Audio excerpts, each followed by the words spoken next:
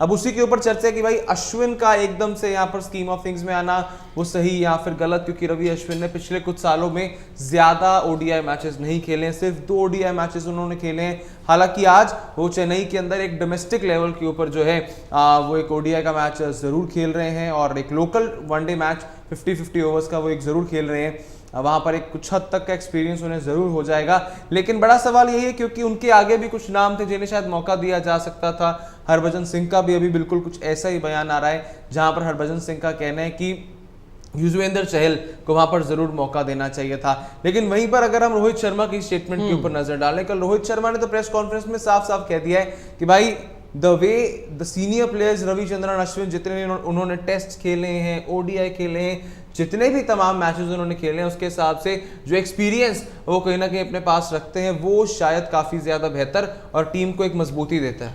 नहीं, अश्विन का experience definitely Ashwin होंगे तो मजबूती ज़रूर देगा इंडिया में। वर्ल्ड कप है सब कॉन्टिनेंट में, और उनसे बेहतर हमने रिसेंट पास में जो वो स्पिनर देखा नहीं है as far as concern about red ball cricket. लेकिन यहाँ पे 2-3 चीज़ें हैं। अक्षर पटेल की जगह पर आप ले आते हो वॉशिंगटन सुंदर को एशिया कप में, और उसके बाद रविचंद्रन अश्विन को भी ले आते हो। तो यहाँ से एक चीज़ तो ये, क्या वर्ल्ड कप में अगर अक्षर पटेल फिट हो जाते हैं, क्योंकि मेरे हिसाब से ज़्यादा इंजरी कंसर्न तो उनका ही नहीं, टेपिंग वगैरह उन्होंने की थी, अगर इस सीरीज के बाद वो फिट होते हैं तो क्या अक्षर वापस आ जाएंगे और वॉशी और आप अश्विन को बाहर करेंगे? एक तो ये सवाल है। दूसरा, जैसे भज्जूपा ने भी बोला है कि भाई कुलदीप आप युजवेंद्र चहल को जो है वो मौका दे सकते थे आप, क्योंकि लेग स्पिनर है, और हमने देखा है कि सारी टीमें देखो ना अपने साथ लेग स्पिनर्स लेकर आ रही हैं। यहाँ पर बस घूम फिर के हम एक चीज पर आ जाते हैं।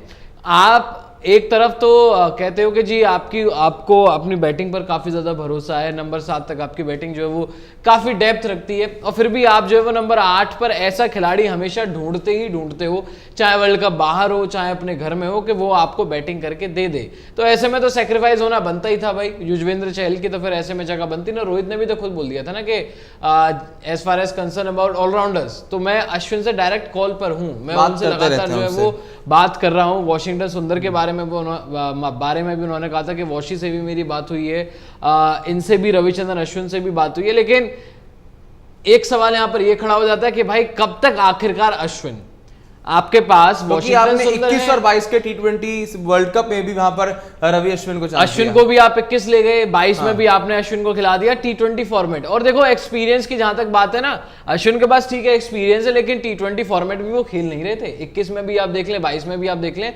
वर्ल्ड कप से पहले वो T20 खेल नहीं रहे थे।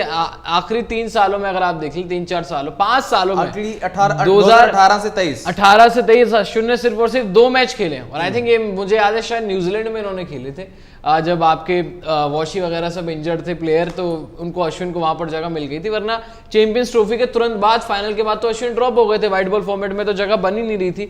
तो उनके पास डेफिनेटली एक्सपीरियंस है, सारी चीजें हैं, लेकिन भाई आपने एक मैच विनर को सैक्रिफाइस किया। Ashwin is also match winner, ऐसी बात नहीं है, मैच विनर है। अगर आप यहाँ पर उनके पूरे ओडीआई करियर के ऊपर एक नजर डालने, 113 मैच, 151 विकेट्स इनके पास हैं, 4 विकेट देने के साथ 25 रन का सर्वाधिक आंकड़ा। ये हैरानी की बात है, अश्विन ने आज तक कभी भी ओडीआई के अंदर वो 5 विकेट हॉल नहीं लिया। ये अपने आप में जरूर एक सोच विचार करने वाला स्टैट हम सभी को नजर आता है। एवरेज जरूर 3.4 की रह रही, इकॉनमी रेट 4.9 का यहाँ पर अश्विन का।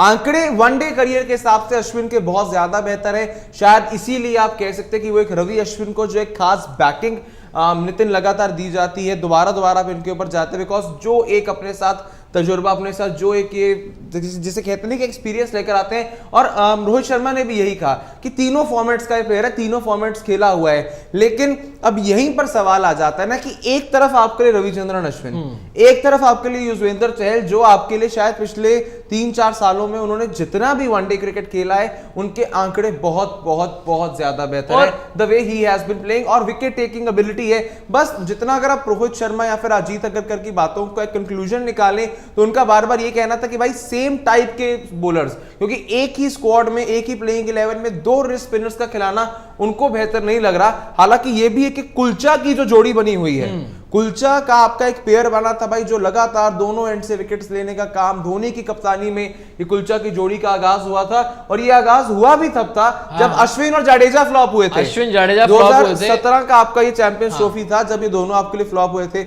अगर आप 2020 से लेकर 23 तक के यूजी चहल के वनडे के आंकड़े यहां पर देख लें, 22 मैचेस, 36 विकेट, 20 का एवरेज पर विकेट के हिसाब से, और पर ओवर इकॉनमी रेट मात्र यहां पर 5 का हमें नजर आता है। नितिन, ये आंकड़े किसी भी एंगल से आप नहीं कह सकते पिछले 4 सालों में जितने भी लिमिटेड मैचेस खेले हैं, क्योंकि वनडे की स्कीम ऑफ थिंग्स में ये भी कभी लगातार नहीं रहे। जितने लिमिटेड मैचेस यूजी चहल खेले वो भी मैं कहता हूं काफी बेहतर। इनके ऊपर इनको एक मौका दिया जा सकता था, लेकिन अगर आप देखें तो white ball cricket Ravichandran Ashwin को दूर दूर तक कभी भी, जिस तरह आपने अभी कहा कि कभी भी वो स्कीम ऑफ थिंग्स में थे ही नहीं 21 और 22 से पहले, T20 स्क्वाड में थे नहीं, व्हाइट बॉल क्रिकेट वो आपके लिए खेल नहीं रहे थे, वो एकदम से आ जाते हैं। और यूजी चहल जो आपके आईपीएल के one of the best bowlers हैं, यूजी चहल जो व्हाइट बॉल क्रिकेट में आपके लगातार खेलते हैं, अनफॉर्चुनेटली उस प्लेयर ने आज तक वर्ल्ड कप का 2021 से लेकर कोई भी मैच नहीं खेला। 21 की स्क्वाड में नहीं रखा, 22 में स्क्वाड में रखा, प्लेइंग 11 में नहीं खिलाया,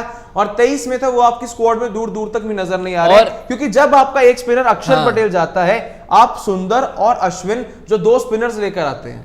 नहीं, आप जैसे रोहित शर्मा का आपने जिक्र किया, बहुत लंबी बात है, और यहीं पे आप देखोगे ना कि इंडियन क्रिकेट के जो नुमाइंदे हैं वो अपने आप को ही कॉन्ट्रडिक्ट करते हैं।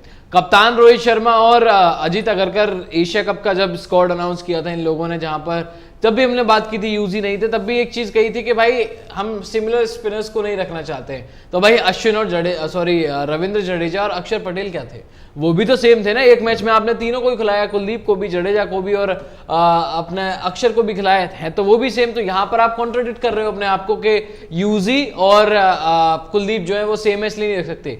बात सारी एक है यार, साफ साफ सच बोल दो। सच बोलने में क्या, आप कह दो कि हमें नंबर 8 पर जो भी खेले उससे बैटिंग चाहिए, और यूजी में वो बैटिंग नहीं देते, उसमें कहने में हर्ज क्या है? नहीं, मेरे अकॉर्डिंग पर रिस्ट स्पिनर वाला फैक्टर थोड़ा रिस्ट स्पिनर वाला, यार देखो दुनिया रख रही है अपने साथ। आप देख लो इंग्लैंड में आदिल स्पिनर यहाँ पर रहने, वो एक सवाल अपने आप। देखो 19 में भी, और आप घर में खेल रहे हो ना, कुलदीप भी उतनी इफेक्टिव है, यूजी भी उतनी इफेक्टिव है। इनफैक्ट अश्विन, जडेजा, अक्षर, जितने भी स्पिनर है वॉशिंगटन इंडियन कंडीशंस में, सब कॉन्टिनेंट में, ये सारे यहाँ पर आईपीएल भी खेले और ये सारे इफेक्टिव है।